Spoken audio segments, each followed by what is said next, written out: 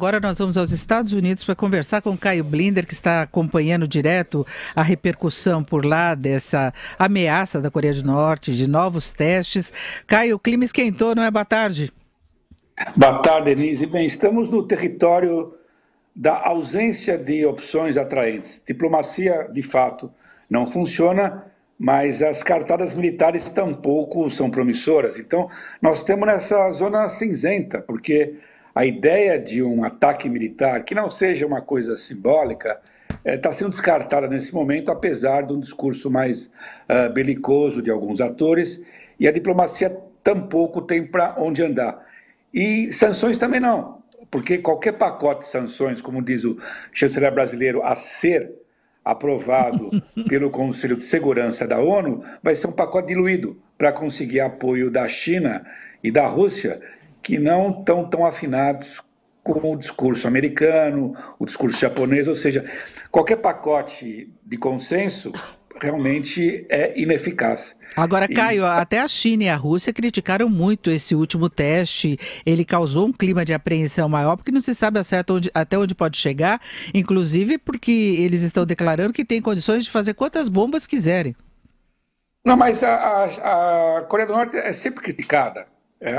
Você já teve várias resoluções unânimes do Conselho de Segurança contra a Coreia do Norte. A Coreia do Norte é como questão de nazista.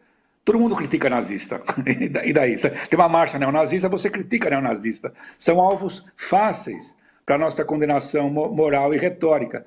Mas, em termos práticos, a única sanção hoje muito efetiva contra a Coreia do Norte, e é uma sanção com a qual os americanos estão acenando essa semana, é a suspensão do fornecimento de petróleo chinês para a Coreia do Norte. Se a China topasse isso, aí sim seria uma sanção efetiva, e os sinais não são positivos nesse sentido. O drama da China é o seguinte: ela abomina hoje esse regime norte-coreano, é um monstrengo, ela é filhote da China, mas fugiu o controle da China, mas a China não quer a implosão da Coreia do Norte, ela não quer que haja uma horda de refugiados na sua fronteira, não quer a implosão do país, que conduza à reunificação com a Coreia do Sul. Com isso, tropas americanas que estão na Coreia do Sul estariam na fronteira da China, mas tampouco quer que o regime norte-coreano avance com o seu programa nuclear. Então, a cada provocação, o jogo fica mais perigoso. Agora, no ar existe a possibilidade, número um, de um novo teste nuclear norte-coreano e novos testes com mísseis intercontinentais, aqueles que podem atingir Hollywood, por exemplo, Los Angeles. Agora, Caio, como é que está a diplomacia aí do lado dos Estados Unidos com Donald Trump? Bem, os sinais são muito confusos, porque você tem vários atores políticos dos Estados Unidos. Você tem o Trump tweetando sem parar coisas inconsequentes, como até acenar com a possibilidade dos americanos cortarem o comércio com todos os países que comerciam com a Coreia do Norte. A destacar a China, que é o maior parceiro comercial da Coreia do Norte, mas também é o maior parceiro comercial dos Estados Unidos. O Trump chegou a acenar com uma guerra comercial contra a Coreia do Sul, o país que é a maior vítima, o maior alvo e potencial da Coreia do Norte. Ou seja, é uma mensagem muito confusa.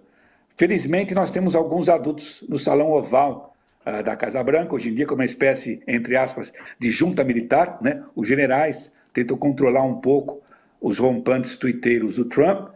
Então, nós vamos ver agora, porque quem fala pelos Estados Unidos? O Trump é o presidente, mas ele é contradito pelo próprio chefe da Casa Civil, pelo chefe do Pentágono, que também tem uma mensagem um pouco confusa, belicosa, mas também dizendo que não queremos a aniquilação da Coreia do Norte, não podemos fechar a porta para a diplomacia. Ninguém sabe o que fazer, porque a ideia de um ataque militar tem ramificações imprevisíveis.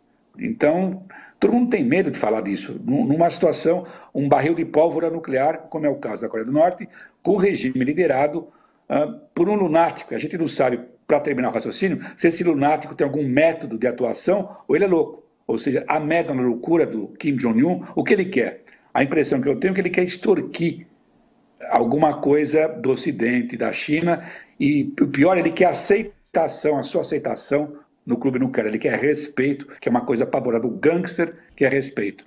Não é bem o método correto para se conseguir respeito com essa irresponsabilidade que ele tem demonstrado, essa coisa inconsequente. Não é? E eu perguntava da diplomacia porque Donald Trump também tem consequência, pelo menos verbal, pelo que a gente já tem visto, né? E algumas ideias. Então é uma situação complicada dos dois lados.